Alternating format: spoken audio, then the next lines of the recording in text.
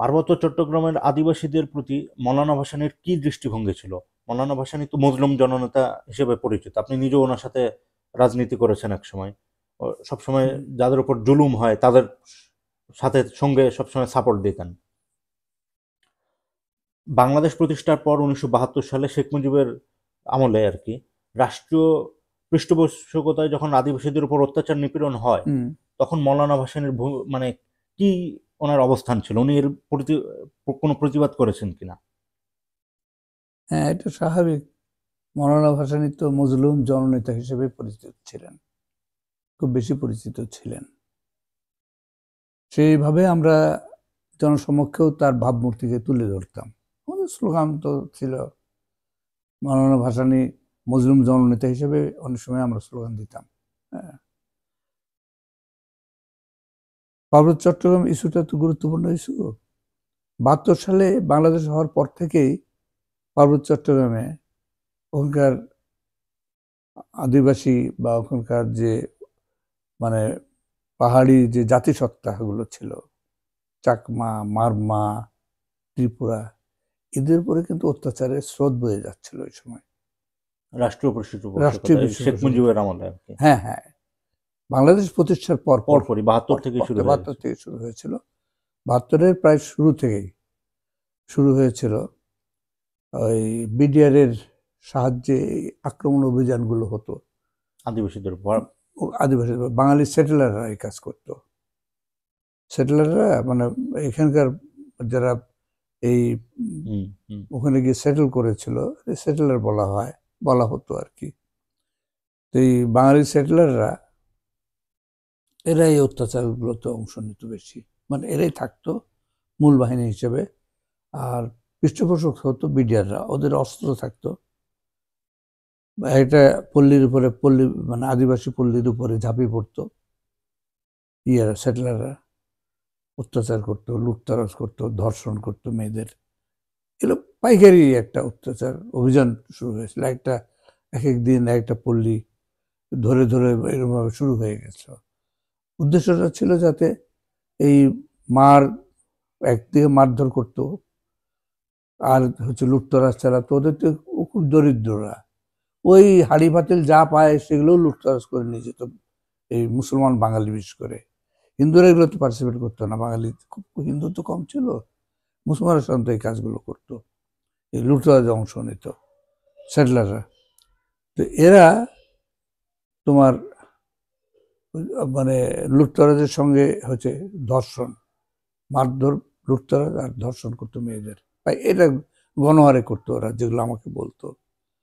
কারণ পার্বত্য চট্টগ্রামের সঙ্গে মানে পাহাড়িদের সঙ্গে আমার সম্পর্ক তো ছাত্র জীবন থেকে, অনেক আগে থেকে হুম। সম্পর্ক ছিল। আমরা বিশেষ করে সন্তু লারমা, জ্যোতিরেন্দ্র বোধিপ্রিয় লারমা, যিনি এখন পার্বত্য চট্টগ্রাম আঞ্চলিক পরিষদের চেয়ারম্যান, সভাপতি, তিনি তো আমার বন্ধু ছিলেন। আমরা পাশাপাশি 2 হল, আমি এস এম হল, উনি থাকতেন জগন্নাথ হল। জগন্নাথ হল থাকতেন। তো জ্যোতিরেন্দ্র বোধিপ্রিয় লারমা বা সন্তু নামে বেশি পরিচিত ছিলেন, মানে তাকে আমরা সবাই সন্তু হিসেবে জানতাম আর কি বেশি। তো সন্তুদা, উনি তো, ওনার সঙ্গে আমার সম্পর্কটা বেশি ঘনিষ্ঠ হয়েছিল। এবং সেই সঙ্গে আরও যারা ছিল, পাহাড়ি যারা ছিল, জগন্নাথলে থাকতো, তাদের সঙ্গে আমার মাঝে মাঝে কথাবার্তা হতো। আমরা পাশাপাশি 2 হল তো, এস এম হল আর জগন্নাথ হল। আর সন্তুদা তো আমার 1 বছর সিনিয়র ছিলেন। আচ্ছা। ওনার কিন্তু সাবজেক্ট ছিল বাংলা বিষয় ছিল, আমার রাষ্ট্রবিজ্ঞান ছিল। কিন্তু উনি আমার 1 ইয়ার উপরে ছিলেন, সিনিয়র ছিলেন। তো আমাদের সম্পর্কটা তো অনেক পুরাতন। আসলে 62 সালে ইউনিভার্সিটি ভর্তি হলাম, ঢাকা বিশ্ববিদ্যালয়। তখন থেকেই আমার সম্পর্ক তার সঙ্গে। এবং আরো ঘনিষ্ঠ হলো পাহাড়িদের সঙ্গে সম্পর্ক। তার আগে ছিল ঢাকা কলেজে, আমি বলেছি এক জায়গায়, যে নিরুকুমার চাকমা,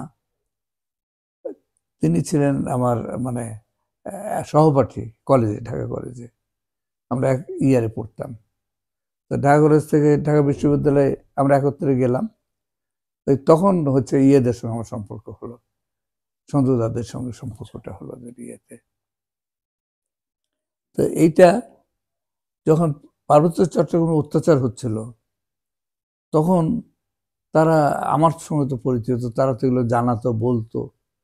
তা আমি ভাবলাম যে কি করা যায়, ওরা তো আমাদের সাহায্য চাচ্ছিল, ওরা যৌথভাবে আন্দোলন করা যায় কিনা এইসব বিষয়ে। যারা বাঙালি একটু প্রতিবাদী রয়েছে তাদের সাথে আর কি হ্যাঁ, হ্যাঁ, তাদেরকে নিয়ে তারা আন্দোলন, মানে তাদের পক্ষে যাতে আমরা এখানে একটা বলি, অবস্থান। কিছু হ্যাঁ, অবস্থান নিয়ে আন্দোলন করি যৌথভাবে, এগুলো ওরা চাচ্ছিল। তো আমি চিন্তা করলাম কি, ও ভাসানির প্রসঙ্গ এলো। হ্যাঁ, হ্যাঁ। তো ওই সময় মনে আছে, ভাসানী তো ঢাকায় থাকতেন না, ওই তো বাইরে থাকতেন, ওই সন্তোষে, পাঁচবিবিতে, এই জায়গাগুলোতে, ওই মানে এবং এবং গ্রামাঞ্চলে উনি ঘুরে বেড়াতেন। ঘুরে বেড়ানো মানে রাজনীতির কাজ প্রয়োজনে ঘুরতেন, আবার ওনার তো পীর ছিল, উনি তো পীর ছিলেন, ওনার অনেক মুরিদ ছিল। তো মুরিদদের আহ্বানে আবার তাকে যেতে হতো এখানে সেখানে বিভিন্ন জায়গাতে।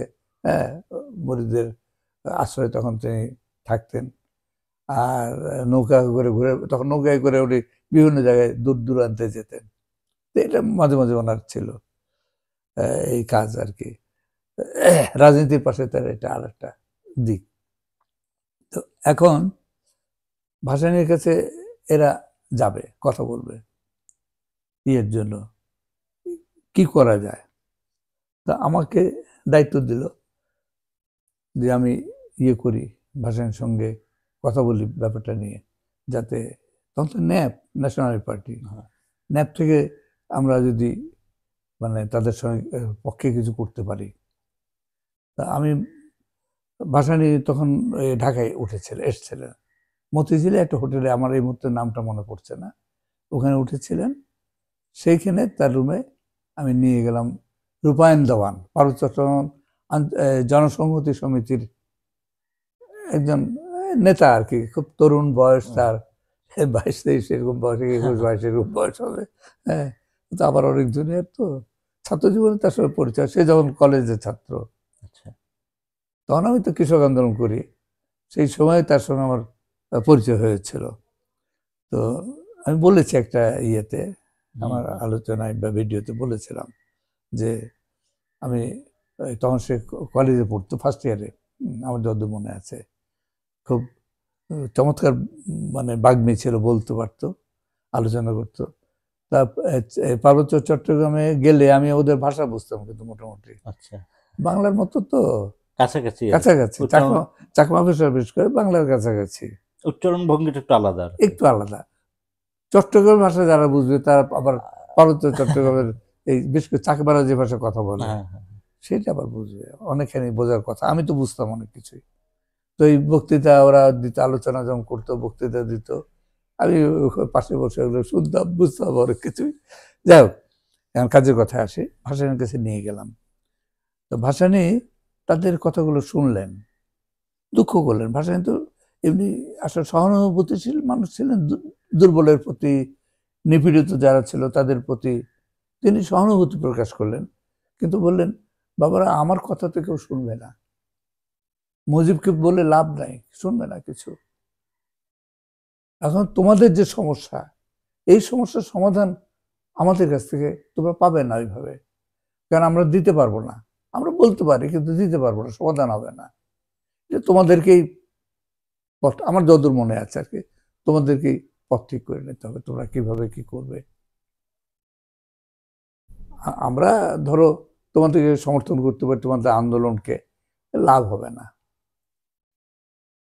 এই মোটামুটি এইরকম আর কি তার কথা ছিল, দুঃখ করছিলেন। আচ্ছা।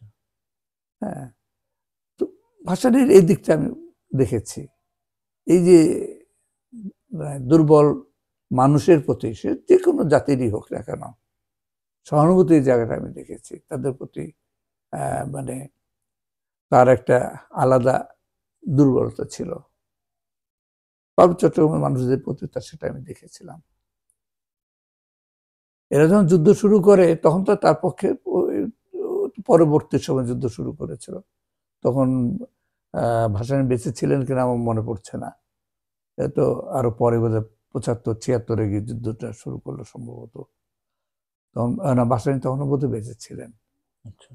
তার ভূমিকা আর আমি জানি না, উনি তো এ সম্পর্কে নিশ্চুপ থাকতেন, বলতেন না, কারণ এটা বলে তাদের, তিনি যে কোনো উপকার করতে পারবেন হয়তো সেটা মনে করতেন না। এই জন্য জনসভাতে যে ওদের পক্ষে বলেছেন তা আমার মনে পড়ে না, সেটা না। এমনি ব্যক্তিগত আলোচনায় যেটা দেখেছিলাম সমর্থন করছেন। সমর্থন করেছিলেন, মানে তাদের পথটা তাদেরকে বেছে নিতে বলেছিলেন মৌলানা ভাসানী, এইটুকুই আর কি।